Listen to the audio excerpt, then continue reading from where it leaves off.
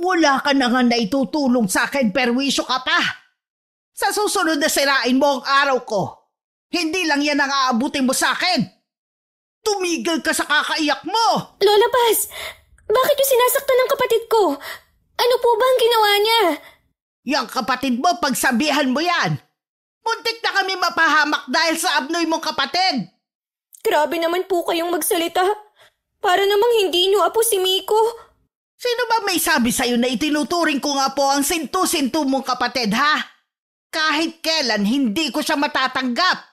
Hindi ko alam bakit hindi pa siya namatay nung sanggol pa. Tama na po, Lola. Kahit hindi po nakakapagsalita si Miko, naiintindihan niya ang mga sinasabi niyo. Nasasaktan din po siya. Wala akong pakialam. Mabuti nga para alam niya na ayoko sa kanya. Hanggang magpantay ang mga paa ko, hindi ko siya matatanggap at magagawang mahalin. Ganyan niyo po ba kami kinamumuhian, Lola? Kahit na ganyan niyo kami tratuhin, nire-respeto at mahal po namin kayo. Akala mo ba mapapalambot mo ang puso ko sa mga sinabi mo? Hindi kahit kailan. Ang mabuti pa, dalhin mo na lang ang kapatid mo sa kamalig. Wala siyang hapunan ngayon. Dahil siya ang dahilan ng pagkatalo ko sa sugal. Mula pa nun, malas na talaga ang dala nyo. Ang karaniwang ugali daw ng isang lola ay mapagmahal, mapag-alaga at handang magbigay ng pagkain o yakap sa mga apo. Mahigpit man pero may malambing na paraan. Kabaliktaran ng nararanasan namin ng kapatid ko sa lola namin. Na mula bata pa lang kamay na bakal na ang ipinaparana sa amin. Magandang araw, Miss Gwen, at sa lahat ng nakikinig sa araw na ito. Ako po si Angela, 32 anyos, dalaga at tubong Iloilo. Gusto ko pong magbahagi ng karanasan ko tungkol sa malupit kong lola na nagpalaki sa amin na nag-iisa kong kapatid. Angela! Nasaan ka? Nandito po ako sa may poso, Lola. Naglalaba po kasi ako. Palandi ka talaga! Mana ka sa nanay mong makire! Bakit po kayo nagagalit sa akin, Lola? Wala naman po akong ginagawang masama eh. Anong wala? Sabi ni Beding sa akin, nakita kanyang nakikipaglandian kay Hans. Wala naman po kaming ginagawang masama. Nag-uusap lang po kami. Huwag mo nga akong ginagawang tanga. Akala mo ba hindi ako dumaan sa ganyan, ha? Kilala po sa pagiging tsismosa at mahilig gumawa ng kwento si Aling Meding. Bakit kayo naniniwala sa kanya? Eh bakit hindi ako maniniwala sa kanya? Sino gusto mong paniwalaan ko? Ikaw? Maniwala po kayo sa akin. Wala po talaga kaming ginagawang masama. Wag ka na makikipag-usap sa lalaking yon, ha? Oras na may magsumbong ulit sa akin na nakikipag-usap ka sa kanya. Kakalbuhin kita at saka kita ipaparada sa buong baryo. Wag naman po, Lola. Itanim mo dyan sa kukote mo. Hindi ka maaaring magmahal hanggat nabubuhay ako.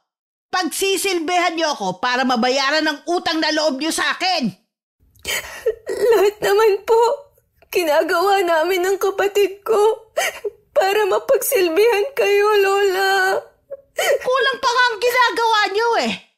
Hindi pa ako masiyahan, lalo na sa abnoy mong kapatid. Hindi man lang mapakinabangan kahit dito sa bahay. Huwag naman po kayong ganyan sa kapatid ko. Dito kayo sa bahay ko nakatira. Wala kang karapatan para bawalan ako sa mga gusto kong sabihin at gawin. At bawat butil ng ipinapakain ko sa inyo, dapat yung bayaran ng pagsisilbi nyo. Hayaan nyo na lang po kasi akong magtrabaho para mabayaran ko kayo sa sinasabi niyong utang. Para ano? Gumaya ka sa nanay mong mas inuna ang paglalande, ha? Hindi po paglalandi ang tawag doon. Nagmahal lang po siya. Tignan mo kung saan siya dinala ng pagmamahal niya. Maaga siyang namatay dahil sa kahirapan. Kung nakinig lang sana siya sa akin noon di sana buhay pa siya at may magandang trabaho. Hindi naman pala niya kayang panindigan Ipinasa pa niya kayo sa akin. Hindi man lang ako nakinabang sa pagpapalaki at pagpapaaral sa kanya. Pero Lola... Tumigil ka na! Ituloy mo na ang paglalaba mo! Wala akong magawa kundi mapaiyak na lang. Nang lumingon ako sa may kamalig, naroon si Miko. Tahimik na lumuluha. Ilang sandali pa bumalik na siya sa loob. Ako naman ipinagpatuloy na lang ang ginagawang paglalaba. 3 taon pa lang nun si Miko at ako naman 10 taon na mamatay ang nanay namin sa sakit. Wala siyang pagpipilian kundi ipagbiling kami sa nanay niya. Wala namang kaming balita sa aming ama mula nung mag-abroad siya. Sabi ni nanay sa amin noon baka daw patay na siya. Dahil iligal ang pag-alis niya. Mula nun puro kalupitan na ang dinanas namin sa kamay ni Lola Paz. Hoy Hans! Layuan mo ang apo ko! Lola Paz, kayo po pala. Narinig mo bang sinabi ko ha? Layuan mo si Angela! Huwag niyo naman po akong drawing dito. Nakakahiya sa mga tao. Wala akong pakialam kung nahihiya ka. Basta sundin mo ang sinasabi ko sa'yo. Magkaibigan lang naman po kami ni Angela. Wala naman kaming ginagawang masama Huwag mo ko niloloko ha. Kahit mukhang busabos ang apo ko, maganda pa rin siya. Kilala ko ang mga katulad mo, no?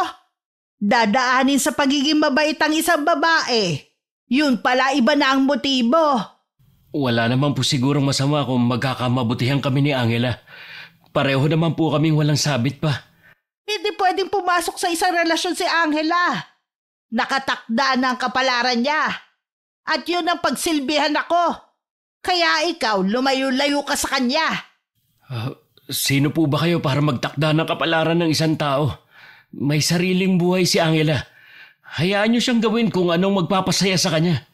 Malaki ang utang na loob sa akin ni Angela at ng kapatid niya. Kailangan muna nila yun bayaran. Wala siyang karapatang maging masaya habang ako matagal nang nagdusa dahil sa ginawa ng nanay nila. Wala pong kasalanan ng magkapatid sa kung ano man ang ginawa ng nanay nila. Ibang klase rin kayong lola. Naniningil sa pagpapalaki sa kanila. Ha! Wala akong pakialam sa opinion mo. Basta layuan mo ang apo ko dahil kung hindi, pagsisisihan mo kung bakit hindi mo ako sinunod. Hindi po ako natatakot sa inyo. Subukan mo lang na hindi sumunod. Hindi mo alam kung anong kaya kong gawin. Alam ko po, pero hindi niyo ako masasaktan gaya ng ginagawa niyo sa magkapatid. Iniwanan pa ng nagbabantang tingin ni Lola Paz ang kaibigan ko bago naglakad palayo. Si Hans naman naiiling na lang na itinuloy ang ginagawang trabaho. Isa siyang helper sa ginagawang bahay sa lugar nila, na ang may-ari dating OFW. Nagpupuyos naman ang kalooban ni Lola. Noon lang kasi may taong nakipagtitigan sa kanya ng ganun.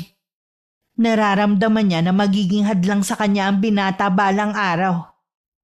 Kaya kailangan niyang gumawa ng paraan para mawala siya sa landas namin. Isang mahabang buntong hininga ang pinakawalan niya bago kinuha ang isang lumang baol na matagal nang nakatago. Hans! Ay, papatayin mo ba ako sa takot, ha? Nakakatawa itsura mo. Para ka nakakita ng multo Ganon ha? Diyan ka na nga. Inaabala mo ko Uy, teka. Masyado ka naman seryoso Huwag ka namang magalit. Sino ba naman ang hindi magagalit? Nagtago ka sa likod ng puno. Tapos magugulat ka. Tapos tatawa. Pasensya ka na. Hindi ko naman alam na magagalit ka Patawarin mo na ako. Sige na naman. Oo na.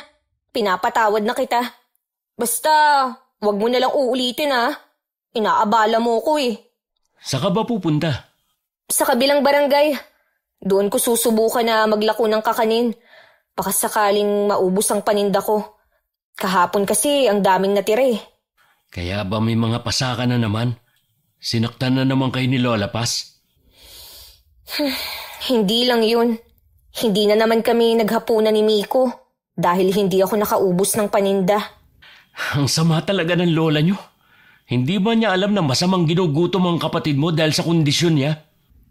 Kapag kasi pinapaliwanagan ko si Lola, lalo niya kaming sinasaktang magkapatid. Hindi siya tumatanggap ng anumang paliwanag. Bakit hindi na lang kasi kayo umalis sa poder niya? Nasa hustong gulang ka na naman eh. Madali lang yang sabihin. Alam mo na wala kaming mapupuntahang magkapatid eh.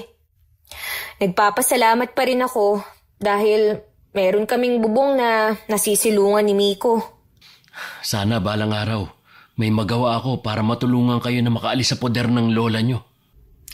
Hindi naman ako nawawalan ng pag-asa na balang araw makakawala rin kami sa kalupitan ni Lola Paz. Mabuti pa, samahan na kita sa paglalako mo. Malayo rin ang kabilang barangay, tapos lalakarin mo lang. Baka naman makaabala ako sa'yo. Wala ka bang trabaho ngayon? Wala, araw ng pahinga ko ngayon. Ako na magdadala ng bilao mo. Siguro makakabuti kung umuwi ka na lang. Baka kasi may makakita ulit sa atin eh. May magsumbong na naman kay Lola. Ang tsismosa lang naman sa atin ay si Aling Meding. Imposible naman na hanggang kabilang barangay nakakarating siya. Pumayag na rin ako sa huli na samahan ni Hans. Natatakot din kasi ako na mag-isa lang na dumayo sa isang lugar lalo na babae ako. Nang nasa barangay na kami, mabilis naman naubos ang paninda ko. Nakahinga naman ako ng maluwag. Dahil alam kong may pagkain kami magkapatid sa araw na yon. Salamat Hansa. Ikaw talaga yung swerte ko. Kaya ang bilis na ubos ng paninda ko. Plano ko nga, kung sakaling hindi naubos, ako na lang ang bibili sa matitira. Nasasaktan din kasi ako pag pinagmamalupitan kayo at hindi pinapakain ng lola nyo. Sanay na ako. Mula pa nung bata ako ganun na siya sa amin. Ang inaalala ko nga, yung kapatid ko. Kahit hindi kasi siya nakakapagsalita, alam ko na nasasaktan din siya sa masasakit na salitang pinibitiwan ni Lola sa amin. Alam mo, lumapit na ako sa kapitan natin. Imbis na pakinggan niya ako, sinabihan pa akong huwag makialam dahil problemang pamilya daw ang sa inyo. Anong klaseng kapitan siya? Walang malasakit sa nasasakupan niya? Huwag mo nang uulitin ang ginawa mo. Baka kasi makarating kay Lola Ayoko na pati ikaw madamay sa problema namin. Kaibigan ko kayo ng kapatid mo. Natural lang na magmamalasakit ako sa inyo. Hindi ako katulad ng iba na walang malasakit sa kapwa. Katulad ng mga kamag-anak nyo. Pakiramdam ko, takot sila sa lola mo Nakakatakot naman talaga magalit si Lola. Ikaw ba, hindi ka natatakot sa kanya? Hindi. Dahil wala naman akong ginagawang masama. Bago pa kami makarating ni Hans sa mga bahayan, naghiwalay na kami. Nag-aalala kasi ko na baka merong makakita sa amin na magkasama. Pagdating naman sa bahay, wala pa si Lola. Siguradong nasa sugalan pa yon. Nagsaing na lang ako para makakain na si Miko. Nang makatapos ako sa pagluluto, saka ko siya tinawag at pinakain. Gabi na nang makauwi si Lola. Mabuti na lang hindi mainit ang ulo niya nung dumating. Agad ko na rin binigay sa kanya ang pinagbentahan ng kakanin. Iyan na po ang parte nyo sa pinagbentahan ng kakanin. Pinapasabi po pala ni Ate Glo na hindi po muna ako makakapaglako bukas. May lakad daw po kasi silang mag-anak. Ibig sabihin walang kita bukas. Nakausap ko naman po yung kamag-anak ni Ate Glo. Ako po ang maglilinis sa bahay nila bukas. At sa sunod na araw naman, maglalaba po ako sa kanila. Mabuti naman marunong ka ng dumiskarte. Akala ko pati ikaw magiging pabigat din sa akin Lola, meron po sana akong gustong sabihin sa inyo. Kung pera, wala akong maibibigay. Hindi po pera ang kailangan ko. Ipagpapaalam ko lang po sana na kung pwedeng ilabas ko po si Miko kapag wala na po akong ginagawa. Ano? Ilalabas mo na naman ang kapatid mo? Talaga bang wala ka ng pakialam sa sasabihin ng mga tao, ha? Tsaka, nanggugulo lang naman yung abnoy na yan. Kita mo yung nangyari? Minalas ako sa sugal dahil sa kanya. Lagi na lang po kasi siyang nasa kamalig eh. Babantayan ko na lang po siya. Tsaka sandali lang naman kami. Hindi! Doon lang siya sa kamalig. Hayaan mo lang siya mabulok doon. Pero Lola, naiinip na po kasi si Miko. Wala akong pakialam. Puro lang naman kahihiyan ang dala ng kapatid mo eh. Kita mo, mula nang hindi siya nakakalabas, hindi na siya pinag-uusapan ng mga taga rito. Hindi naman po tama na habang buhay niyo na lang siyang ikukulong dito. Tumigil ka na nga. Huwag mo nang painitin ang ulo ko. Total na ibigay mo na ang pera, umalis ka na sa harapan ko. Nung gabi napaiyak na lang ako dahil sa sitwasyon namin ng kapatid ko. Habang tulog nga si Miko tsaka ako siya kinausap. Nagtitiis lang din talaga ako sa kalagayan namin dahil sa kanya. Hindi ko kasi alam ang mundo sa labas. Baka mas lalo kami mapahamak kung aalis kami sa poder ni Lola. Hindi ako nawawala ng pag-asa na balang araw makakaalis din tayo sa kalupitan ni Lola Paz. Konting tiis pa. Maririnig din ng Diyos ang mga hinaing ko sa kanya. Kinabukasan, nagbilin lang ako sa kapatid ko na magtatrabaho lang ako para may pagkain kami. Tumango lang naman siya sa akin. Nagbilin pa ako sa kanya na wag lalabas ng kamalig at baka mapagalitan siya ni Lola Paz. Bumakas naman sa kanya ang lungkot. Pero alam kong naiintindihan niya ako. Maghapon din ako naglinis ng bahay at bakura ng pinsan ni Ate Glo. Nang makatapos, binayaran niya ako ng sobra sa napag-usapan namin. Sabi pa sa akin yung sobra itabi ko para sa amin ng kapatid ko. Naiyak na lang ako dahil meron pa palang may simpatya sa amin ni Miko. Bago umuwi, bumili muna ako ng ilang balot ng tinapay.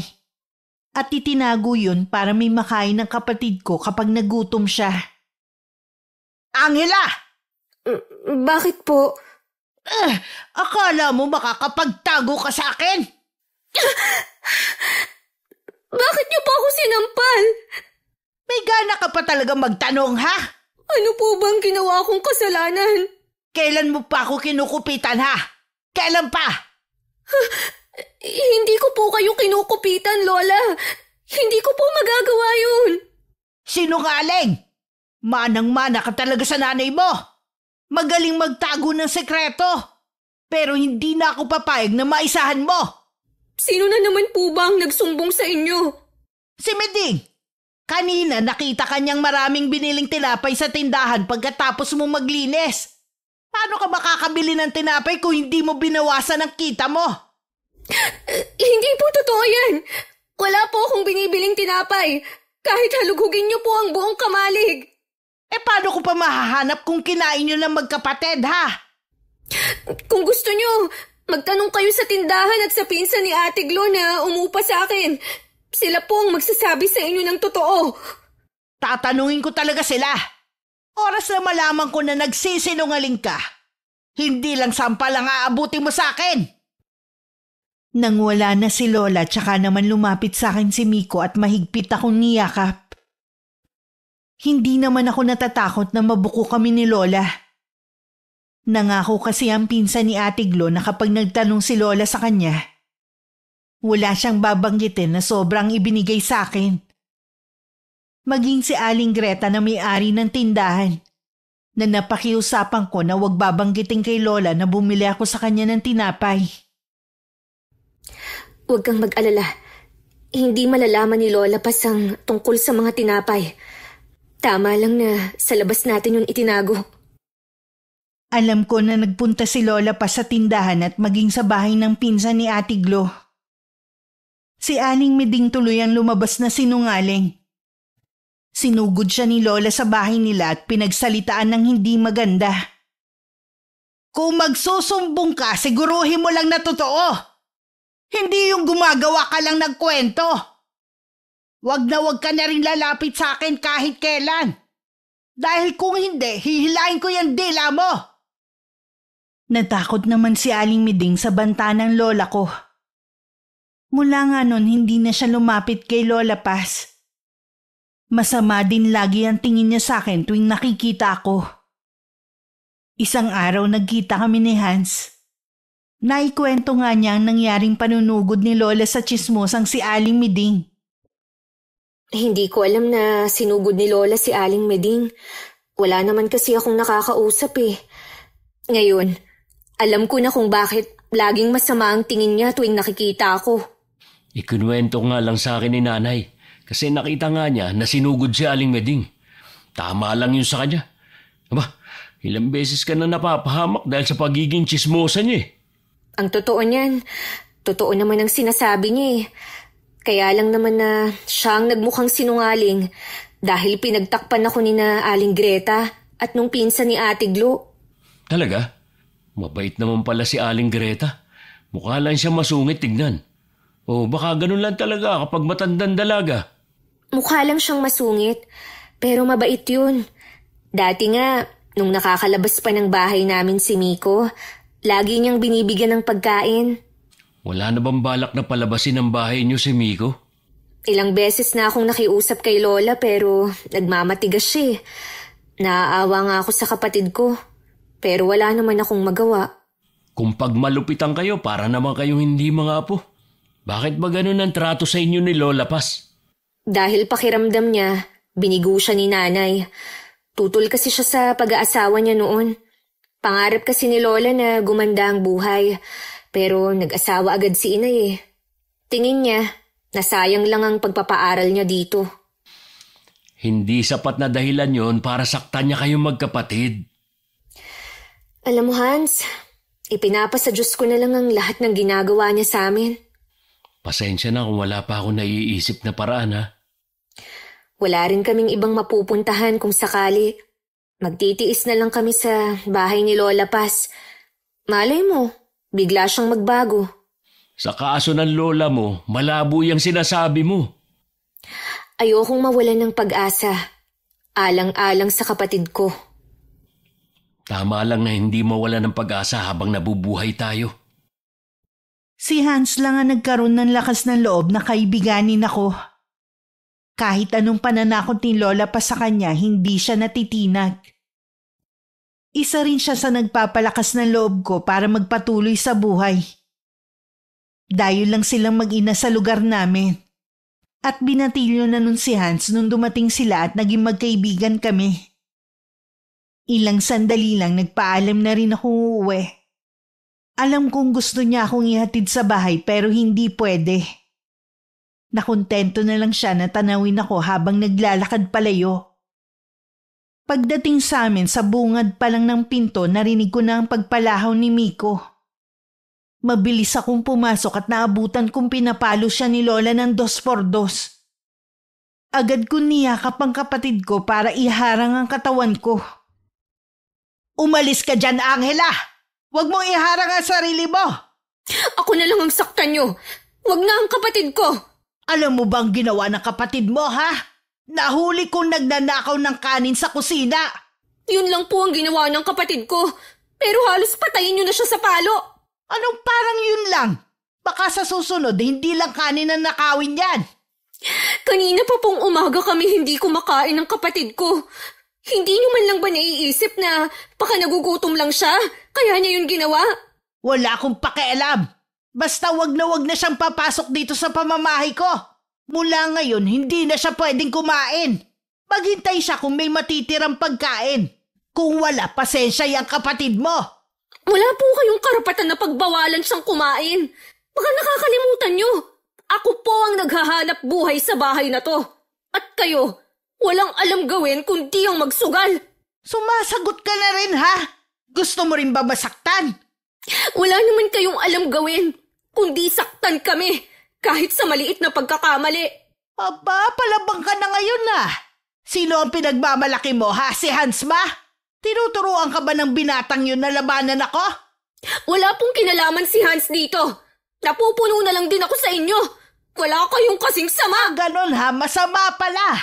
Ipapakita ko sa'yo kung gaano ako kasama. Sunod-sunod na palo ang ibinigay sa akin ni Lola Paz. Wala akong magawa kundi mapahiyaw na lang sa sakit.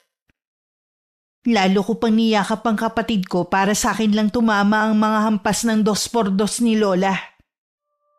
Ang mga nakakarinig na kapitbahay namin na kamag-anak din ni Lola, napapailing na lang.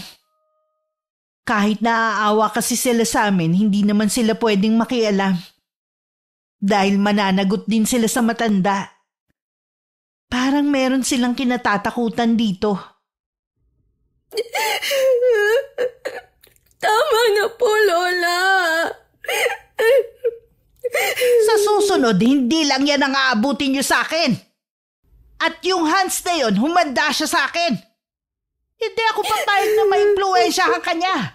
Pabayaan niyo na lang po si Hans. Wala naman po siyang ginagawang masama eh. Wala. Akala mo yata hindi ko alam ang lihim niyong pagkikita. Kahit walang magsabi sa akin, may mga mata akong laging nakasubaybay sa inyo. Hindi ka pwede magkaila sa akin. Nang umalis si Lola Paz, tsaka ako'y nakay ang kapatid ko sa kamalik. Doon ko tiningnan ang mga pasa niya.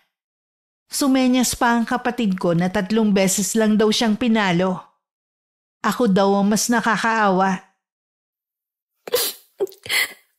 Okay lang ako, Miko. Hindi kawawa si ate. Basta maprotektahan lang kita. Huwag ka na ulit kukuha ng kanin sa kusina, ha? Gagawa na lang ako ng paraan para makapagtago ulit tayo ng mga tinapay. Ayoko na saktan ka ulit ni Lola Paz. Tumango naman si Miko at yumakap pa sa akin. Dahil wala namang kaming gamot, tiniis na lang namin ang sakit ng mga latay sa katawan namin. Kinabukasan, kahit hirap sa paglalakad, naglako pa rin ako ng kakanin. Pero sa baryo lang namin. Hindi ko pa kasi kayang lumakad ng malayo. Dahil sa lalim ng iniisip ko, hindi ko na malayang nasa tapat na ako ng bahay ni na Hans. Sandali ako napahinto. Nang akma namang aalis na ako, tsaka naman lumabas si Hans at lumapit sa akin. Kailangan ko na kasing umalis. Kailangan pang maipaubos to. Teka lang naman, huwag ka munang umalis. Ano yung mga pasa sa braso mo? Sinaktan ka na naman ba ng lola mo? Oo, kami ng kapatid ko. Iniwan ko nga siya na may sinat eh. Gusto ko sana siyang bantayan muna. Kaya lang, mananagot ako kay Lola Paz kung hindi ako kikita ngayon. Kaya hayaan mo na akong umalis. Marami pa akong paninda. Bibiling ko na lang yung paninda mo para maaga ka makauwi ngayon. Bibigyan na rin kita ng paracetamol para kay Miko.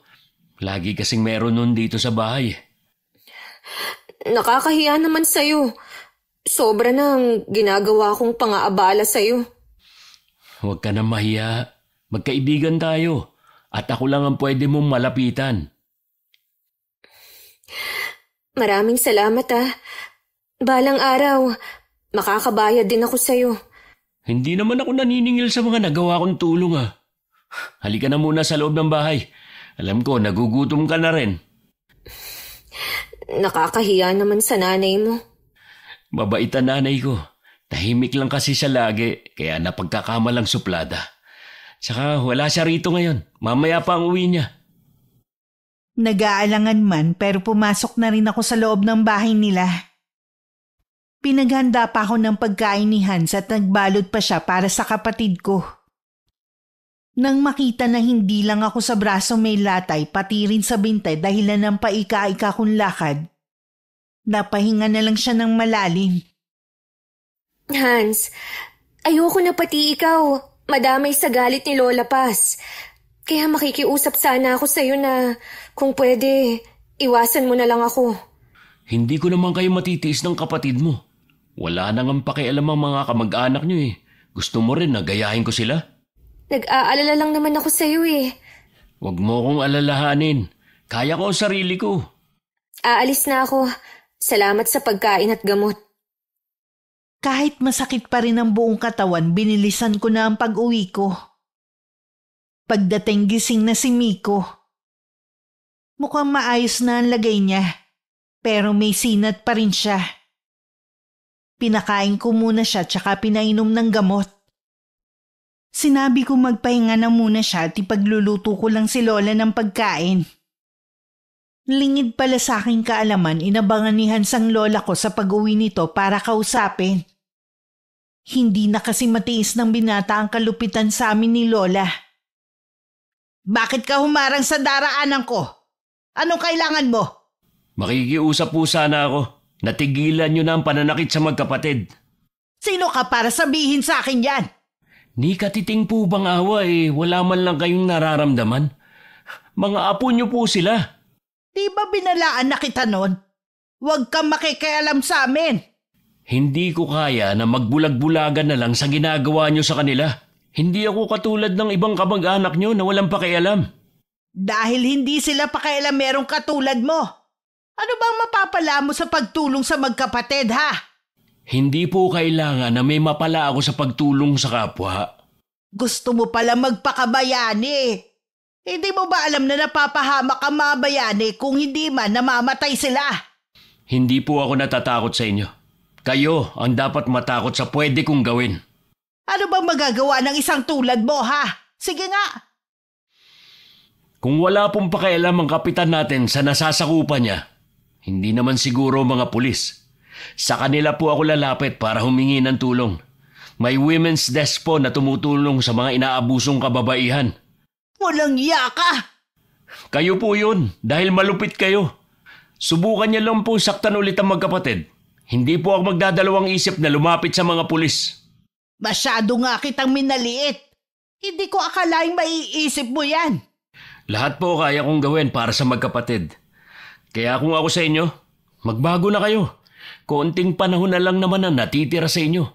Piliin niyo na pong magpakabuti. Hindi ikaw ang magdidikta sa akin sa dapat kong gawin. Magbabayad ka sa akin ng mahal sa pakikialam mong to. Hindi naman sineryoso ni Hans ang banta ng lola ko.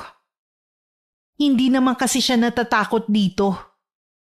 Mas nag-aalala siya sa amin ng kapatid ko na baka pag-uwi nito saktan na naman kami. Hindi na talaga siya magdadalawang isip na magsumbong sa otoridad. Pagdating sa amin, naabutan ako ni Lola Paz na naglilinis ng bahay. Bahagya lang niya akong sinulyapan bago tumuloy sa kanyang silid. Na tanging makapal na kurtina lang ang nagsisilbing tabi. Kapag ganun si Lola, alam kong hindi maganda ang mood niya. Binilisan ko na lang ang paglilinis para makabalik na sa kamalig. Anong sabi mo? Kinausap mo si Aling Paz? Di ba sabi ko sa'yo huwag kang makialam sa problema nila?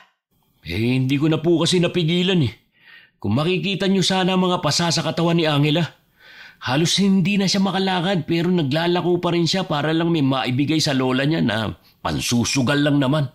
Naawa din ako sa magkapatid. Pero si Angela lang ang makakagawa ng paraan para makatakas sa kalupitan ng kanilang lola. Wala pong lakas ng loob si Angela na labanan ng lola niya. Lalo na iniisip niya ang kapatid niya na may sakit. Alam ko gusto mo lang makatulong sa kaibigan mo. Pero anak, dayo lang tayo sa lugar na to. Ayoko lang na bandang huli ikaw ang mapapasama. Hindi po yan mangyayari. Sa tingin ko naman natakot si Lola pa sa banta ko na magsusumbong ako sa otoridad kapag hindi pa niya tinigilan ang pananakit sa magkapatid. Sana nga, iho. Hindi nga ako makapaniwalang may ganun palang kalupit na tao Ako nga rin po Akala ko sa mga nababasa ko lang may ganung tao. Mangako ka sa akin na huling beses mo nang kakausapin si Aling Paz. Opo, Nay. Pero sana, huwag niyo akong pagbawalan na tulungan si Angela. Ako lang po ang kaibigan niya at maaasahan. Hindi kita pagbabawalan sa bagay na yan. Ang gusto ko lang iwasan mo ang kanyang lola. Huwag niyo pong sabihin na natatakot din kayo sa kanya katulad ng ibang tao. Hindi ako natatakot sa kanya pero sa pwede niyang gawin sa'yo. Mabuti na rin na umiwas tayo sa gulo para hindi tayo pag-initan. Kaya sumunod ka na lang sa akin, ha? Opo, Nay. Pasensya na kayo kung pinag-alala ko kayo. Kapansin-pansin ang pagiging tahimik ni Lola Paz nitong mga nagdaang araw. Palagi rin siyang nasa bahay at nagkukulong sa kanyang silid. Kinakabahan man sa kakaibang ikinikilos nito, nagpapasalamat naman ako na hindi niya kami pinagbubuhatan ng kamay. Masungit pa rin naman siya kapag kinakausap kami. Pero hindi na rin niya kami pinagdadamutan ng pagkain. Sa dami ng ginagawa ko, hindi ko na malayang 2 linggo ko na palang hindi nakikita si Hans. Hindi ko naman siya nakakasalubong. Nahihiya man, naglakas loob ako nang puntahan siya sa kanila. Baka kasi may sakit siya kaya hindi ko nakikita. Pagdating sa kanila, siya mismo ang nagbukas ng pinto. Pagkakita sa kanya, hindi ko maitago ang pagkagulat. Hans, anong nangyari sa'yo? Nagkasakit ka ba? Ilang araw na kasing masama ang pakiramdam ko. Kumusta ka na? Ayos lang naman. Nag-aalala kasi ako sa'yo eh. Kaya pumunta na ako rito. Salamat sa pagdalaw ha. Nasaan ang nanay mo? 1 linggo na siyang wala. May dinalaw na kamag-anak naming may sakit. May iniinom ka bang gamot? Oo, tableta at saka yung herbal ni nanay.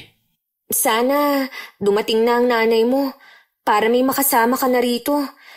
Mahirap kasi yung mag-isa ka lang tapos masama pa ang pakiramdam mo. Salamat sa pag-aalala mo. Pero ayos lang naman ako. Baka bukas nandito na rin si nanay. Maiba nga pala ako. Kumusta kayo ng kapatid mo?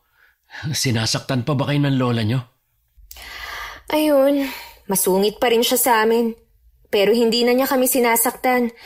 Tsaka hindi ko na rin pinapapasok si Miko sa bahay ni Lola para hindi na siya mapagalitan.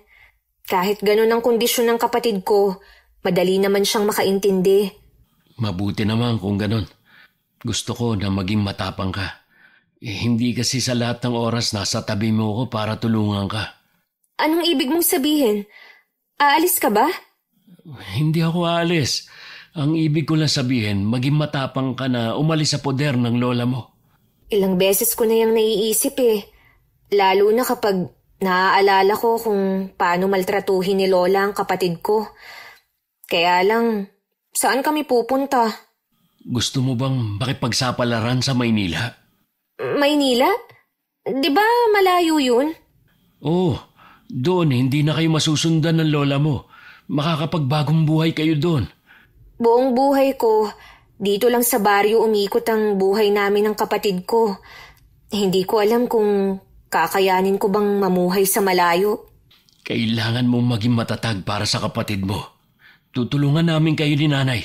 May alam kami kung saan mo pwedeng iwan si Miko at makakapagtrabaho ka pa. Hayaan mo. Pag-iisipan ko ang sinabi mo. Hanggang makauwi, laman ng isip ko ang mga napag-usapan namin ni Hans. Magkahalo ang nararamdaman ko ng mga sandaling yun. Naghahangad din ako na mabago ang buhay namin ni Miko. Tama nga siguro ang kaibigan ko. Kailangan namin makalayo kay Lola Paz. At baka sa Maynila nga kami makakapagbagong buhay. Habang kumakain nga kami ni Miko, binanggit ko sa kanya ang Maynila. Nakita ko ang kislap ng kasiyahan sa mga mata niya. Mukhang gusto rin niyang makarating doon. Mag-iipon lang ng lakas ng loob si ate. Makakaalis din tayo rito. May mga taong tutulong sa atin. Habang naglalako ako ng kakanin, may narinig akong usap-usapan na malala na raw ang sakit ni Hans. Parang sandaling huminto ang ikot ng mundo sa matinding kabang nararamdaman ko. Kahit hindi pa ubos ang paninda ko, agad na akong pumunta sa bahay nila. Ang nanay niya nagbukas sa akin at nagpapasok. Nang tanungin ko kung pwede kong makita ang binata, hindi niya ako hinayaan na makalapit dito. Pinasilip lang niya ako sa pinto ng silid ni Hans. Sobrang payat nito at makikita na agad na malala ang karamdaman niya. Hindi ko na napigilan na mapaiyak dahil sa awa sa kanya. Ano pong nangyari kay Hans? Bakit hindi niyo pa po siya dinadala sa ospital? Kahit naman dalhin ko siya sa ospital, hindi rin naman nila makikita ang tunay niyang sakit eh. Ano po ang ibig niyong sabihin? May kumukulam sa anak ko. Po? Kulam? Oo, iha. Mamamatay na po ba si Hans? Naririnig ko po kasi sa ibang tao na malubha na ang lagay niya. Hindi, iha. Gagaling si Hans. Hindi ako papayag na magtagumpay ang mangkukulam na yon. Ipagdadasal ko po ang kaligtasan niya. Salamat, iha. Gusto ko pa po sanang magtagal. Kaya lang po... Naiintindihan naman kita. Pwede ka namang bumalik dito bukas. Malay mo magaling na si Hans. Opo, babalik po ako bukas. Hinatid pa ako ni Aling Mila hanggang sa may pinto. Habang naglalako nga ako, mabigat ang pakiramdam ko. Iniisip ko kung sino ang gagawa nun sa binata. Samantala, nagising na si Hans dahil sa matinding uhaw na nararamdaman. Narinig ko po na may kausap kayo. O baka nananaginip lang ako? Nandito si Angela kanina. Nabalitaan niya siguro ang nangyari sa akin. Narinig nga daw niyang pinag-uusapan ka ng mga taga rito. Nakarating na kaya sa lola niya ang pagkakasakit ko? Sigurado yon. Siya naman na may kagagawa nito eh. Yun siguro ang dahilan kung bakit takot sa kanya mga kamag-anak nila. Siguradong alam nila na mangkukulam si Lola Paz. Isang malaking pagkakamali ang ginawa niyang to sa'yo. Hindi ako makakapayag na hindi siya magbayad. Mas naaawa ako sa magkapatid. Baka kung anong gawin nun sa kanila. Tutulungan nating makaalis sa poder ng magkukulam na yun ng magkapatid. Nanghihina na po ako, Nay. Kailangan mo magtiis. Mamayang gabi ang pinakamainam na oras para gamutin kita.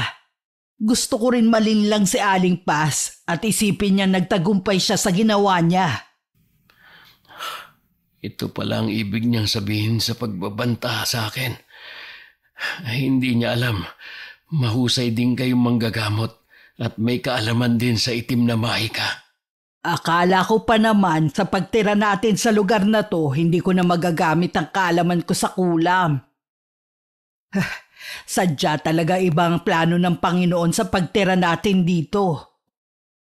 Kakaiba ang saya ni Lola Paz nang dumating. Siguro nanalo sa sugal kaya masaya siya. Sa sobrang tuwa niya, sinabihan niya kaming sabayan siya sa paghahapunan. Aligaga naman akong sumunod sa kanya. Noong una ayaw ng kapatid ko pero napilit ko rin. Alam niyo ba na may sakit ngayon si Hans? Sabi naghihingalo na daw ang binatang yun eh.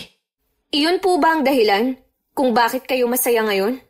Oo, sa wakas kasi wala nang makikialam sa atin. Hindi naman po yata tama na maging masaya kayo habang merong nagdurusa. Wala akong pakialam sa opinyon mo. Nakikisalo kayo ngayon sa akin. Ibig sabihin, nakikisaya kayo.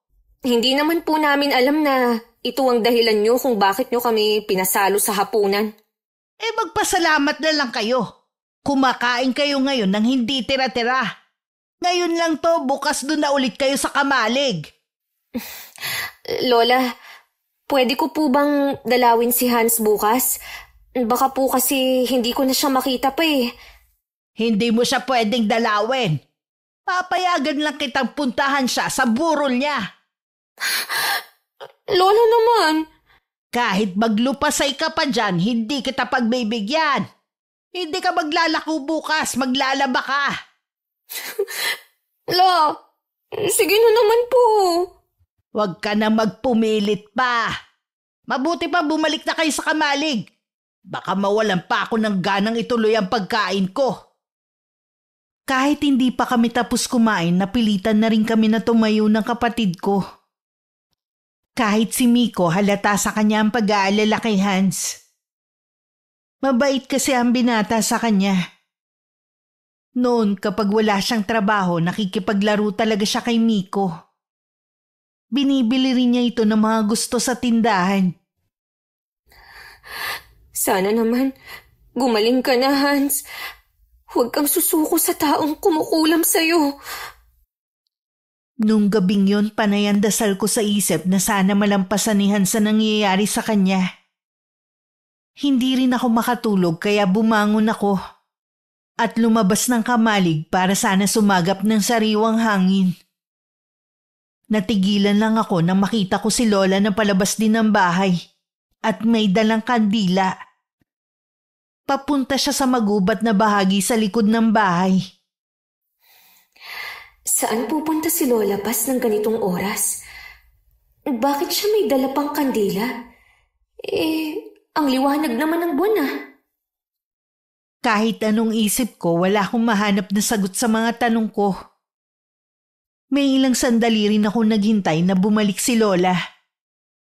May 1 oras din yata bago siya bumalik at wala na siyang dalang kandila. Maya-maya pumasok na rin ako sa loob ng kamalig at nahiga na sa tabi ni Miko. Kinabukasan maaga pa rin akong bumangon at nagpunta sa bahay ng isang kakilala ni Ate Glo. Doon kasi ako maglalaba ngayon. Dahil hindi naman marami ang nilaban ko, maaga akong natapos. Dumaan na rin ako sa bahay ni Hans pero sarado yun na parang walang tao. Sinubukan ko pang tumawag pero walang sumasagot. Wala nga sigurong tao. Saan naman kaya sila nagpuntang mag-ina? Sinubukan ko rin magtanong sa mga kapitbahay. Pero wala ni isang nakakalam kung nasa na mag-ina. Wala naman daw nakakita sa pag-alis ng mga to. Tingin din daw nila walang tao sa bahay nila. Dahil wala silang naririnig na ingay mula sa loob. Umuwi na lang ako sa amin. Baka makarating pa kay Lola na nanggaling ako sa bahay nila. Lalo na nakita ko ni Aling Miding. Matuloy na lumipas ang 1 linggo na wala akong naging balita kay Hans. Tuwing dumadaan ako sa kanila, sarado pa rin ang bahay nila. Napansin ko ring humahaba na ang mga damo sa harap ng bahay nila. Ibig lang sabihin, hindi pa rin sila umuuwi. Ang daya naman. Hindi ka man lang nagpaalam sa akin, Hans. Babalik pa ba kayo? Malapit na ako sa bahay nang marinig kong may kausap si Lola. Parang boses ng nanay ni Hans. Dala ng kuryosidad, lumapit pa ako malapit sa may pinto at tahimik na nakinig sa pag-uusap nila. Hindi ko alam ang sinasabi mo. Wag na kayong magkaila pa. Alam kong kayong kumulam sa anak ko. Ang lakas ng loob mo para paratangan ako. Kaya mo bang patunayan ang binibintang mo sa akin? Isa akong manggagamot. Baka ibig mo sabihin huwad na manggagamot. Sa tagal nyo na naninirahan sa lugar na to ni minsan wala akong nabalitaan na ginamot mo. Dahil nung lumipat kami rito, tinalikuran ko na ang panggagamot ko. Kung ganun napagaling mo si Hans. Hindi nga nagtagal ang paghihirap niya Ay nako, hindi ako naniniwala. Nararamdaman kong wala na siya at nakulong na sa garapon ng kanyang kaluluwa. Baka ibang kaluluwa ang nakulong ninyo. Sa mga susunod na araw, palalaman niyo rin na nagsasabi ako ng totoo na buhay at magaling na ang anak ko. Hoy, huwag ka magkakamali na ipagkalat ang nalalaman mo tungkol sa akin. Hindi ko yun gagawin. Dahil naniniwala ako na may balik din sa inyo ang mga ginawa nyo. Sige na, umalis ka na sa bahay ko. Baka kung ano pa magawa ko sa'yo. Binabalaan ko kayo. Wag na wag nyo nang sasaktan ang anak ko. Hindi nyo alam ang kaya kong gawin. Bago pa nila malamang nakikinig ako, mabilis na akong umalis sa kinatatayuan ko at bumalik sa kamalig. Inayos ko muna ang sarili ko bago ako pumasok sa kusina at inabot ang kinita ko ng araw na yun. Naghanda na rin ako ng hapunan namin. Nakikita mo ba ang kaibigan mong si Hans? Hindi po, Lola. Matagal ko na nga siyang hindi nakikita eh. Nag-aalala na nga ako eh. Baka nga namatay na ang binatang yon at tinatago lang ng kanyang ina. Huwag naman po sana. Mabait naman si Hans eh. Kalimutan mo na ang taong yon, ha? Ang kumita ng pera na lang ang intindihin mo. Hindi na sapat ang binibigay mo sa akin. Wala naman po akong mapapasukang iba dito sa atin. Nakakahiya naman na magtaas ako ng singil. Pues gawin mong 2 trabaho mo sa isang araw para mas malaki ang maibigay mo sa akin. Susubukan ko po na makapaghanap pa ng ibang trabaho. Mabuti naman madali ka na kausap ngayon. Kung sa bagay, malakas lang naman ang loob mo na sumagot-sagot sa akin dahil sa Hans na yon. Ngayong wala na siya, wala ka na rin magiging kakampi. Hindi pa naman po tayo sigurado kung talagang wala na siya. Huwag ka na sabing umasa na makikita mo pa siya. Huwag mo kong galitin sa katigasan ng ulo mo. Opo, Lola.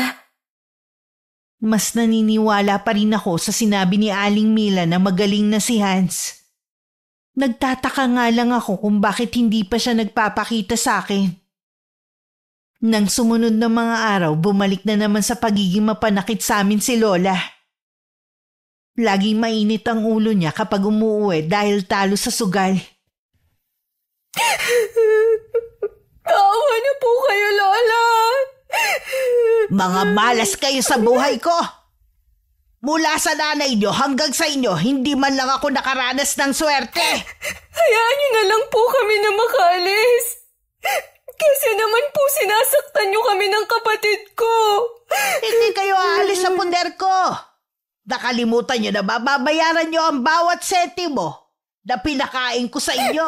Wala po kayong karapatang pabayarin sa amin ang kinakain namin. Ako po ang naghahanap buhay para makakain tayo araw-araw. Sumasagot ka pa ah. Halika nga rito. Bitiwan niyo po ako, Lola.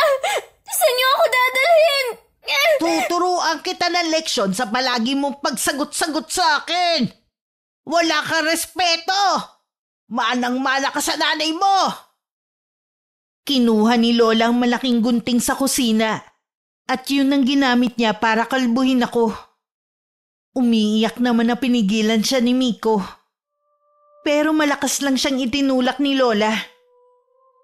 Huwag kang makialam! Dahil kung hindi, malilintikan ka rin! Pareho kayong malas ng ate mo! Giginhawa lang siguro ang buhay ko kapag pareho na kayong wala! Tama na po, Lola Paz! Maawa na kayo sa akin! Alam mo na noon pa, wala na akong awa sa inyong magkapatid. Tingnan ko lang kung meron ka pang may pagmamalaki pagkatapos ng gagawin ko sa iyo. Halos wala nang natirang buhok sa ulo ko.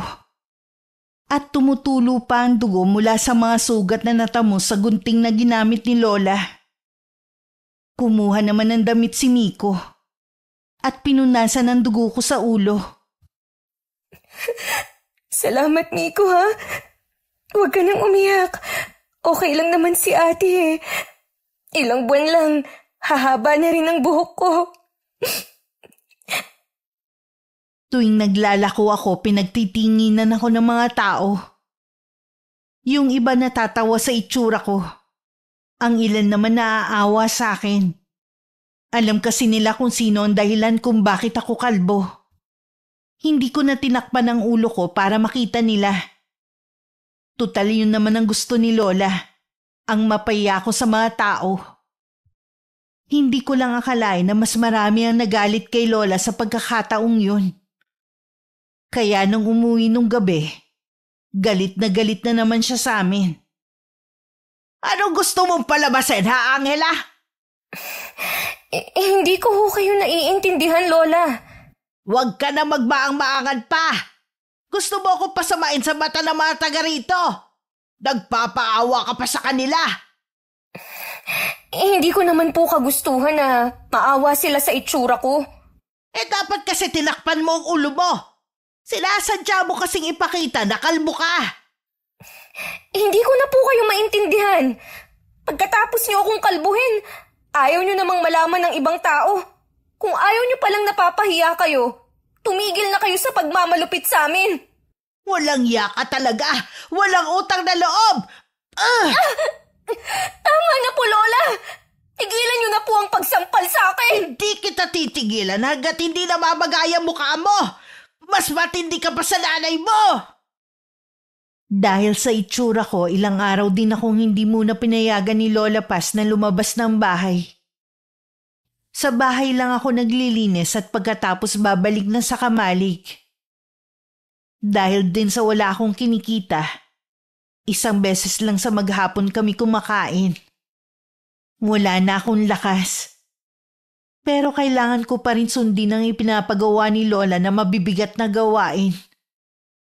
Katatapos ko lang mag-igib noon at bumalik na ako sa kamalig. Ganun na lang ang gulat ko sa nadatnan ko na kasama ni Miko sa loob. Hans! Hans! Ikaw nga! Buhay ka! Pasensya ka na kung ngayon lang ako nagpakita. Doon kasi ako sa bahay ng tiyuhin ko nagpagaling. Tapos binigyan naman niya ako ng trabaho. Kaya matagal bago ako nakabalik dito sa atin. Ano nangyari sa'yo? Yan ba ang dahilan kung bakit hindi ka naglalako? Sobra na ang ginagawa ni Lola Paz sa amin. Akala ko pa naman nagbago na siya kahit papano. Kasi bago ko magkasakit, hindi niya na ako sinasaktan. Mabuti pa. Umalis ka na. Baka mahuli ka pa ni Lola Paz. Mamaya pa yun uuwi. Nakita ko siya nagsusugal. Siya nga pala. Nagdala ako ng mga pagkain para sa inyo. Salamat Mula kasi nung hindi na ako makapaghanap buhay, isang beses na lang kami kung pakainin ng Lola. Kumain ka na muna. Alam ko nagugutom ka na. Ilang araw na nga kaming nagtitiis sa gutom Alam ko. Kaya hindi ko na natiis na alamin ang kalagayan niyo dito. Hindi na ako nahiya pa kay Hans basta kumain na ako. Sunod-sunod ang naging pagsubo ko. At wala na akong pakialam kung magmukha akong patay gutom. Sa likod ng isip ko gagante ko sa pagmamalupit sa amin ni Lola. Napupuno na kasi ng galit ang puso ko sa kalupitan niya sa amin. Hans, paano ba kita mababayaran sa mga kabutihan mo sa amin? Sabi ko naman sa'yo, hindi ako naghihintay ng kapalit sa mga nagawa kong tulong. Gusto ko nang umalis dito. Pagod na ako. Tutulungan ko kayo. Maghahanap ako ng pwede mong pasukan na kasama ang kapatid mo. Ayoko na mamatay kami dito nang hindi man lang nasisilayan ng kapatid ko ang labas. Ayokong tumatak sa isipan niya ang pangit naming karanasan. Naiintindihan ko naman. O paano? Malapit nang dumilim. Baka umuwi na ang lola mo. Bago umalis si Hans, inaabutan pa niya ako ng maliit na halaga. Itinago ko rin ang pagkain na ibinigay niya sa lugar na hindi makikita ni Lola. Kitang-kita ko ang saya sa mukha ng kapatid ko. Dahil sa mga pagkain na dala ni Hans at sa laruan na bigay nito. Ilang sandali pa nagpaalam lang ako sa kanya na papasok sa bahay ni Lola at ipagluluto to ng hapunan. Lola, nandito na po pala kayo. Bakit parang nakakita ka ng multo dyan? Akala ko po kasi mamaya pa kayo uuwi. Magsasaing na ho ako. Isang gatang lang ang isaing mo. Yun lang para sa akin, bukas na lang kayo kumain. Opo, Lola. Maglako ka na pala bukas para makakain na kayo. Ubus na rin kasi ang budget natin dito sa bahay Baka matuwa ka sa ibabalita ko sa'yo. Kanina may nakakita kay Hans sa tindahan. Buhay nga talaga ang taong yon. Talaga po? Baka naman sa sobrang tuwa mo makipagkita ka sa lalaking yon. Binabalaan kita, Angela, ha? Huwag mong subukan. Kung hindi ka nadadala sa ginagawa ko sa'yo, kapatid mo ang sasaktan ko. Huwag naman po, Lola. Maawa na kayo kay Miko. Kaya nga sumunod ka sa akin. para hindi masaktan ang kapatid mo. Lahat po ng gusto nyo, susundin ko. Huwag nyo lang pong sasaktan si Miko. Mabuti naman at malinaw sa'yo. Sige na, bumalik ka na sa kamalig. Ako na lang ang magbabantay sa sinaing at magluluto ng ulam ko. Pagkatalikod ko, huminga ako ng malalim. Mabuti na lang busog na kami ng kapatid ko. Baka pati ako magnakaw na rin ng kanin sa kaldero ni Lola sa tindi ng gutom. Lalong nadagdagan ng galit sa puso ko. Bukas umpisahan ko na ang gumante. Kinabukasan hindi pa man lumiliwanag, gumising na ako para maghanda. Nagbilin ako kay Miko na ilalabas lang niya ang pagkain kapag wala na si Lola Paz. Mula naman sa maliit na siwang ng kamalig, makikita naman niya kapag umalis na ang lola namin. Habang naglalako, isinagawa ko naman ang plano ko. Kahit kabado na mabuko ako. Kay Aling Miding ko sinabi ang sekreto ni Lola. Nangako naman ito na hindi ako isusumbong na ako nagsabi na mangkukulam si Lola Paz. Alam mo na ba ang kumakalat na balita? Na ano po? May nagpapakalat namang kukulam si Aling Paz. Hindi ko po alam. Wala pa po kasi ako nakakausap sa mga taga rito eh. Alam niyo naman na trabaho-bahay lang ako. Naisip ko nga na baka ikaw. Dahil hindi kita napagbigyan. Hindi po ako. Naiintindihan ko naman po kayo eh. Alam ko na hindi pa ito ang tamang panahon. Sino nga kaya nagpapakalat? Wala naman pong ibang chismosa rito kundi si Aling Meding. Siya nga ang may sabi pero ang tanong paano niya nalaman? Baka po isa sa mga kamag-anak ni Lola Paz. May palagay kasi ako na alam nila ang lihim ng matandang yon. Kaya ganun na lang ang takot nila. Siguro nga. Imposible naman kasi ang magkapatid dahil wala naman silang alam. Wala po talaga. Kasi kung may alam si Angela, imposible na hindi niya yun sabihin sa akin. Di ba pinuntahan mo sila nung isang araw? Kumusta na sila? Palala ng palala ang ginagawa sa kanila ng lola nila. Kinalbo si Angela, kaya ilang araw siyang hindi nakakalabas. Totoo palang narinig kong usap-usapan sa may tapat ng tindahan na ginawa sa kanya ni Aling Paz. Sobrang sama talaga ng lola nila. Kung pwede ko nga lang nakunin ng magkapatid at dito na patirahin sa atin, ginawa ko na. Hindi sa lahat ng oras kailangan awa ang pairalin. Baka imbes na makatulong sa kanila, magdulot pa yun ng kapahamakan. Hindi na po kasi ako makapaghintay kung kailan natin sila matutulungan. Sabi ko naman sa'yo, may tamang oras para dyan. Huwag ka maiinip. Nakarating naman kay Lola Paz ang kumakalat na balita tungkol sa kanya. Mula sa kamalig, naririnig namin ang pagwawala niya. Hindi ko tuloy maiwasang kabahan na sa amin niya ibunton ng galit niya. Sinabihan ko naman si Miko na oras na saktan kami ni Lola. Tumakas na siya at pumunta sa bahay ni Hans. Makalipas nga ang ilang sandali, tumahimik na sa buong bahay. Hindi kami lumalabas ni Miko sa kamalig. Gabi na rin naman siguradong wala nang iuutos ang lola namin. Kaya ganun na lang ang gulat ko nang biglang pumasok si Lola sa kamalig. Lola, may kailangan po ba kayo? Alam mo ba ang tungkol sa kumakalat sa akin, ha? Na kayo raw po mangkukulam? Alam mo ba kung sino nagpapakalat nun? Hindi ko ho alam. May palagay ako ang mag-ina ang may gawa nun. Bakit naman ho nila gagawin yun? Dahil ako ang pinagbibintangan ni Mila na kumulam sa anak niya. Hindi naman po tayo sigurado kung sila nga ang may gawa Oras na malaman ko kung sino ang nasa likod ng pagpapakalat ng mapanirang chismis na yon. Humanda siya sa akin. Anong gagawin niyo kapag nalaman niyo kung sino ang nasa likod ng nagpapakalat ng chismis? Huwag mo nang alamin pa. Matulog na kayo. Hindi ko napansin na kanina pa pala ako nagpipigil ng paghinga. Nang sulyapan ko si Miko, bakas din sa kanya ang takot. dahil sa biglang pagpasok ni Lola sa tinutulugan namin. Nang mga sumunod na araw, hindi pa rin nalaman ni Lola Paz. Sa takot marahil ni Aling Miding, nalaman na lang namin na umalis na siya kasama ang buong pamilya niya sa lugar namin. Hindi na rin napigilan ni Lola na kumprontahin ng mag-ina. Malakas kasi ang kutob niya na may kinalaman sila. Ano po ang ginagawa niyo rito? Alam ko na isa lang sa inyo ang nagpapakalat na isa akong mangkukulam. Wala po kaming kinalaman ng nanay ko sa kumakalat na balita tungkol sa inyo. Natural na itatanggi nyo.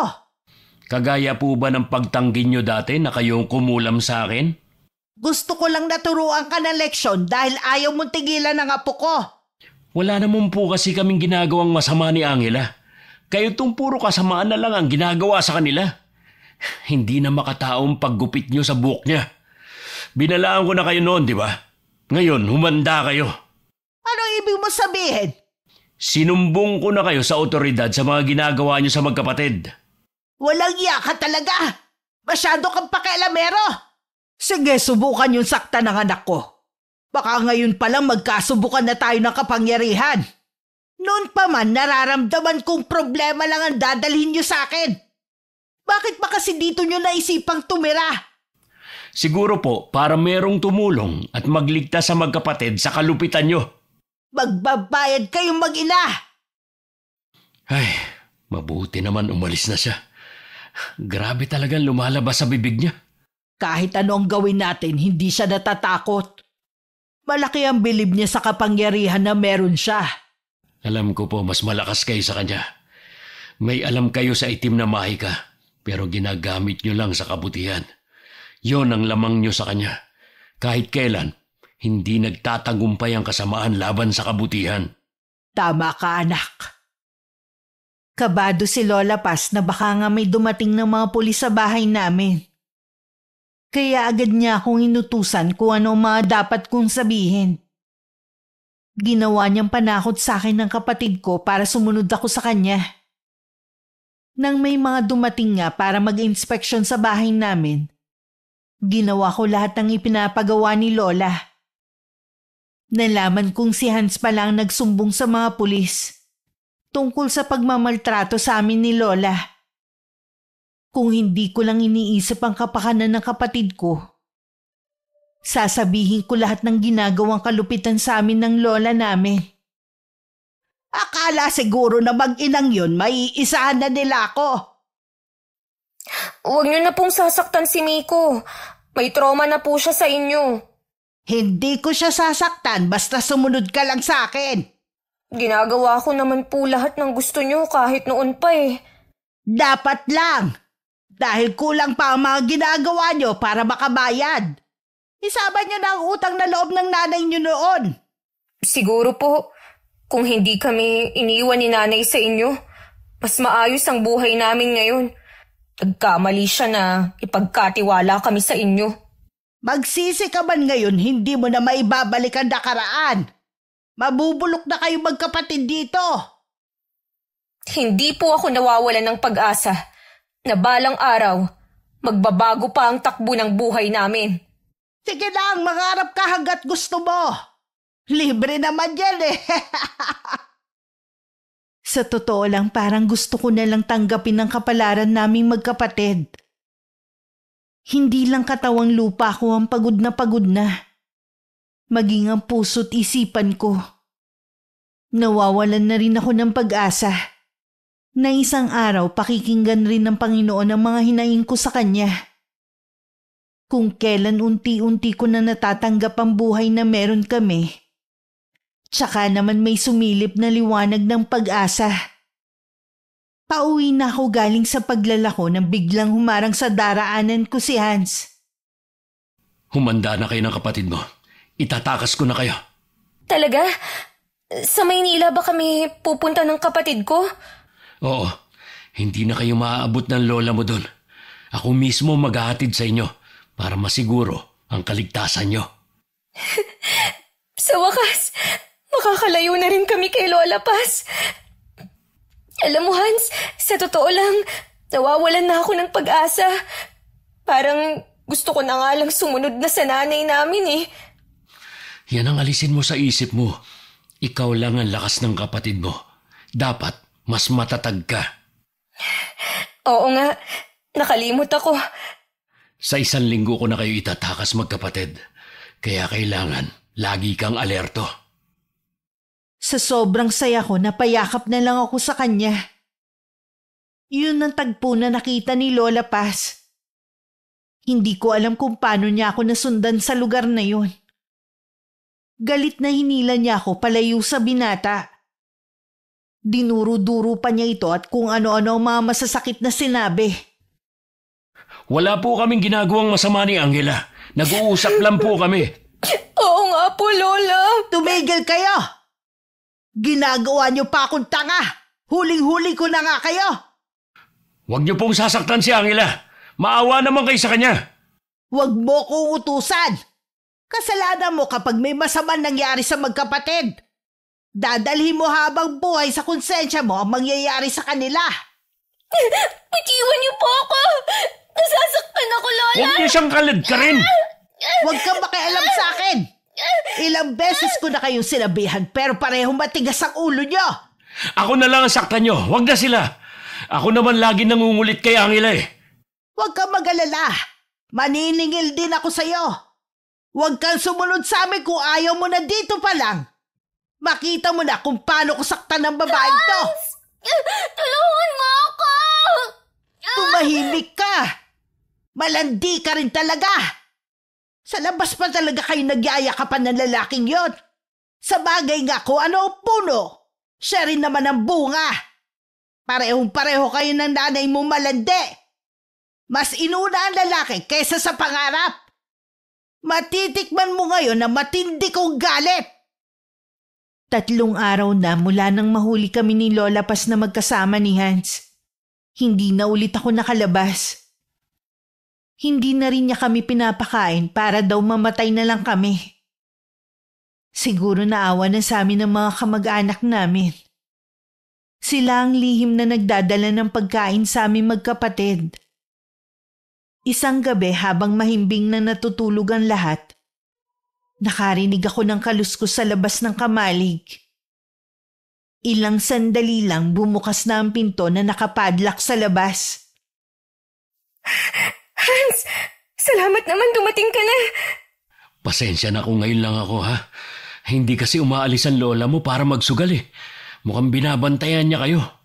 Wala rin naman kasi siyang pangsugal, kaya hindi rin siya makaalis. Pinapakain ba naman kayo ng lola niyo? Mula nung mahuli niya tayo, hindi na niya kami dinalahan ng pagkain dito. Mabuti na lang, naawa na sa amin ang mga kamag-anak namin. Sila ang nagbibigay sa amin ng pagkain. Mabuti naman. Kung alam niyo lang, sobrang pag-aalala namin sa inyo ni Inay. Hans, ialis mo na kami rito ng kapatid ko. Para mo ng awa oh. Oo, iaalis ko na kayo rito. Gigisingin ko lang si Miko. Nang gabing yun, itinakas na kami ni Hans. Sa kabilang bayan kami tumuloy at sa maliit na kubo na walang nakatira kami tumigil. Nang malaman ni Lola na tumakas kami, galit siyang sumugod sa bahay ni na Hans. Halos mamaos na muna si Lola pa sa kakatawag bago lumabas si Aling Mila. O Aling Paz, ang aga niyo naman mambulahaw. Ilabas ba ang mga apo ko? Bakit niyo naman sila hinahanap dito? Nakatakas sila sa bahay. Alam ko na anak mo lang ang pwedeng magtakas sa kanila. Nasa trabaho ang anak ko. Kaya malabo yung sinasabi niyo. Huwag mo na ang pagtakpan ng ginawa ng anak mo. Ilabas mo na ang mga apo ko. Wala nga sila dito. Hindi ako naniniwala sa'yo. Saan kayo pupunta? Hindi kayo pwedeng pumasok dito sa bahay ko na wala akong pahintulot. Angela! Biko!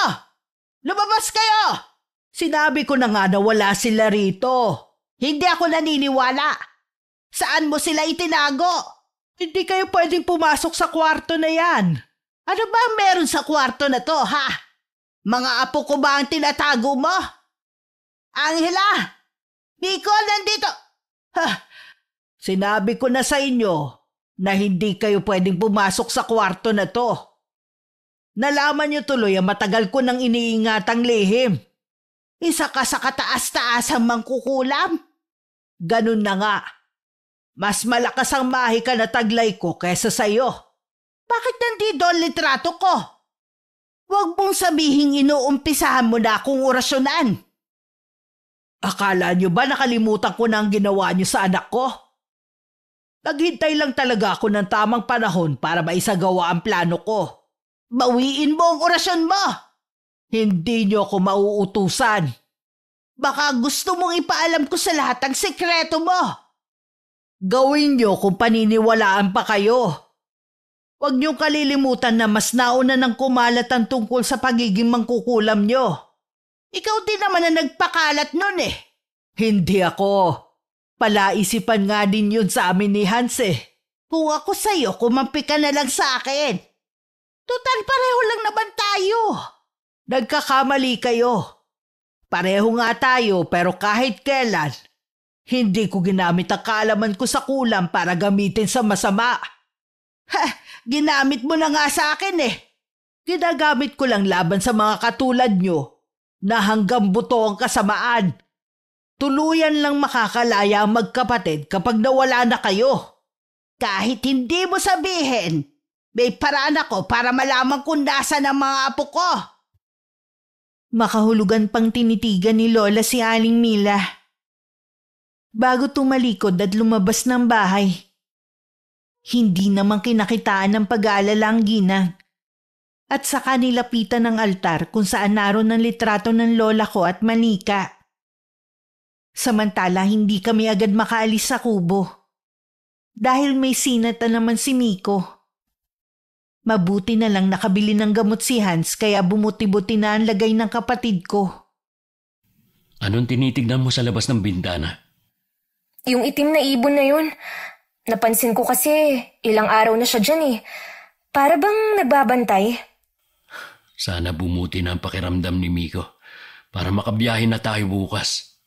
Alam mo ba kung ano ang ibon na yan? May palagay ako na siya ang tinutukoy ni inay na alagad ng lola mo. Ibig sabihin, pwedeng masundan kami rito ng lola? Oo, kaya nga nasabi ko na sa Maynila lang kayo hindi masusundan ng lola nyo. Ayoko nang bumalik sa amin, Hans. Ilayo mo na kami rito sa lalong madaling panahon. Yun ang pangako ko, kaya dadaling ko kayo sa Maynila. Buong buhay namin naranasan ang impyerno. Ayoko nang balikan ng ganong buhay. Hindi nyo na yun mararanasan ulit, pangako yan. May tiwala ako sa iyo, Hans, na hindi mo kami pababayaan. Nang gabing yun panay ang dasal ko na gumaling na si Miko. Sa labas naman ng kubo panay ang huni ng ibon. Nagpupumilit din siya na makapasok sa loob. Siniguro naman ni Hans na walang dadaanan ng ibon papasok. Gusto niya tayong pigilan sa pag-alis. Bumubuti na ang lagay ni Miko. Wala na siyang lagnat. Mabuti naman. Humina siguro ang resistensya niya dahil lagi kayong nalilipasan ng gutom. Miko, konting tiis na lang ha.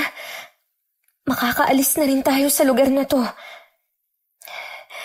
Hindi mo na mararanasan ng magutom at makulong sa kamalig. Magagawa mo na lahat ng gusto mo sa pupuntahan natin. Parang narinig naman ni Miko ang mga sinabi ko. Minulat niya ang mga mata niya at ngumiti sa akin. Napaiyak na lang ako dahil alam kong lumalaban din siya para sa kalayaan namin kay Lola. Mag-uumaga na nun nang tumigil ang ibon sa paggawa nito ng ingay. Habang lulan nga kami ng sasakyan, nakabuntot pa rin ang ibon. Pero nang nasa pantalan na kami, bigla na lang itong nawala. Dun lang ako nakahinga ng maluwag. Ano? Yun pala ang plano nila? Hindi nila ako pwedeng iwang mag-isa. Kailangan ko kayo mga apo ko. Bumalik kayo rito. Paano na ako? Sino na mag-aalaga sa akin kapag uugod-ugod na ako? Pagdating namin sa Maynila, ipinasok ko ang kapatid ko sa isang ampunan na nangangalaga sa mga katulad niya na may special needs na pag-aari ng NGO. Tinuturuan ng mga tulad nilang mag-aral at matuto ng iba't ibang gawain na makakatulong sa kanila. Ako naman pumasok na kasambahay sa isang mayamang pamilya na hindi ako tinuturing na iba. Isang beses sa isang linggo dinadalaw ko si Miko. Na sa sandaling panahon malaki na agad ang pinagbago. Matuloy na lumipas ang 3 taon. Utang ko lahat kay Hans ang pagbabago sa buhay namin ng kapatid ko.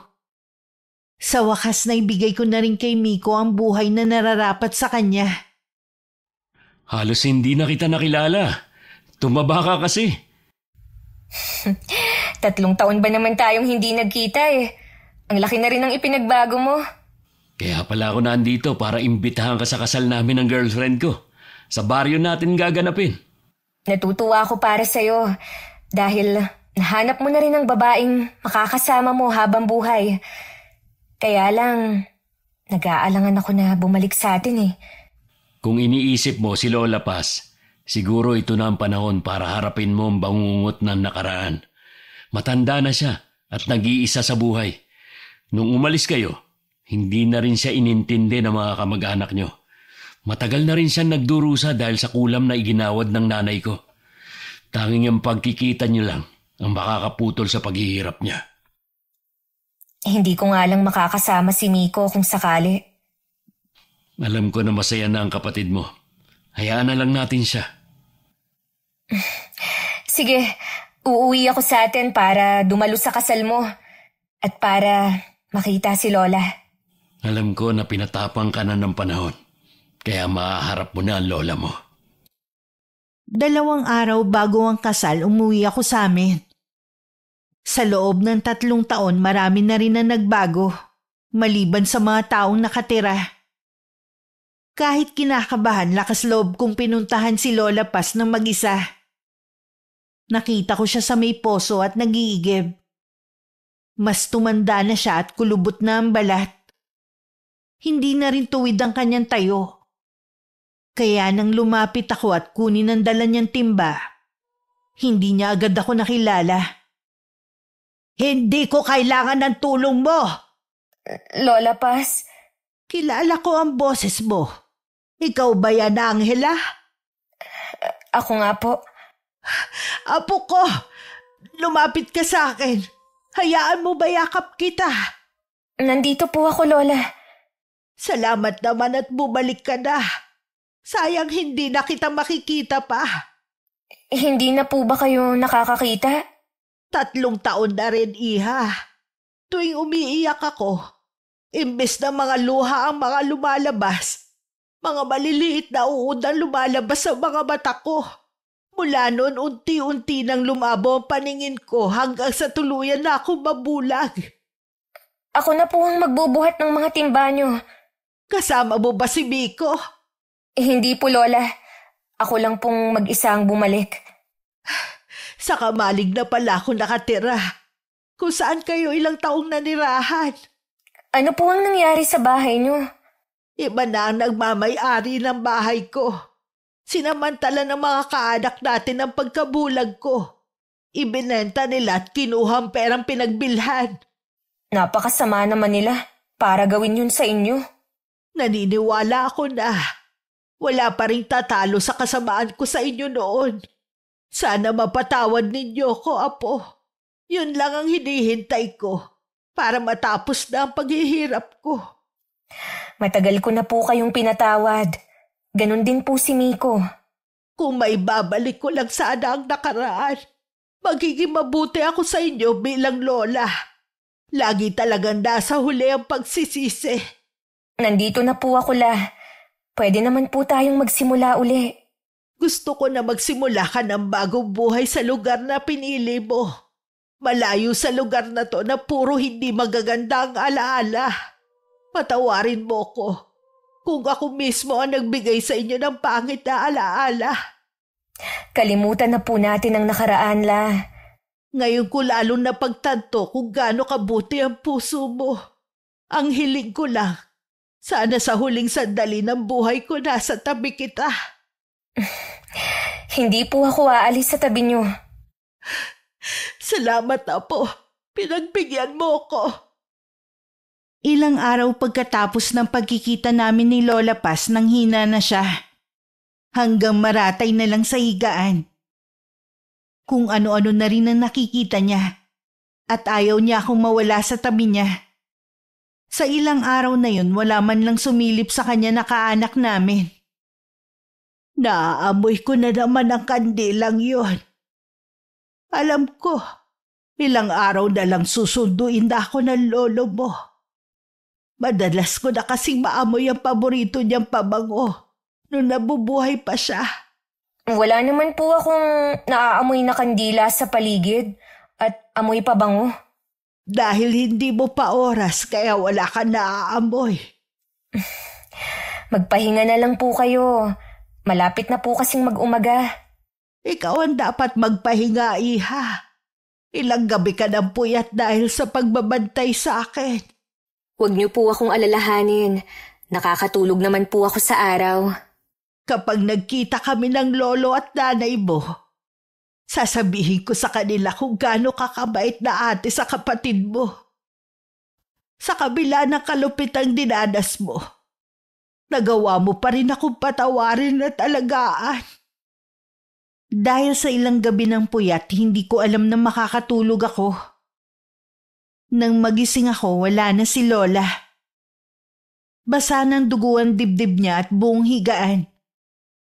Sa bibig niya may mga lumalabas na mga ipis, alupihan at mga uod. Tama nga ang sinasabi nila. Ang kamatayan parang magnanakaw, na basta na lang dumarating at umaalis na hindi namamalayan.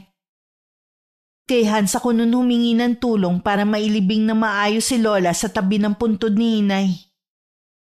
Nakakalungkot dahil ni isang kaanak, wala man lang nag-abalang sumama sa paghahatid sa huling hantungan kay Lola Paz. Pakisabi sa nanay mo na hindi ako galit sa kanya sa ginawa niya kay Lola Paz. Pasensya ka na rin pala. Hindi ako nakapunta sa kasal mo. Ayos lang. Naiintindihan naman kita. Ngayon na ba ang balik mo sa Maynila? Oo. Kailangan ko na kasing bumalik sa trabaho ko eh. Hindi man lang ako nakabawi sa mga kabutihan mo sa akin. Kung gusto mo makabawi sa akin, ngayon pa lang, pumayag ka ng maging ninang na magiging anak namin ni Luella. Oo ba? Sabihan mo lang ako. Mag-iingat ka sa biyahe mo. Sana mahanap mo rin ang taong magmamahal sa'yo at sasamahan ka habang buhay. May 10 taon na ako naninirahan dito sa Maynila. Mula nang mamatay si Lola Paz, hindi pa ako nakakauwi sa probinsya namin. Nawalan na rin ako ng komunikasyon kay Hans. Mas pinili ko na rin na wag nang mag-asawa at talagaan na lang ang kapatid ko. Masaya at kontento naman ako sa buhay na meron ako, Miss Gwen. Hindi man ganun kadali ang pinagdaanan namin magkapatid sa mapanakit naming lola. Mas pinili ko pa rin magpatawad at magpakita ng kabutihan sa kanya sa nalalabi niyang sandali sa mundo.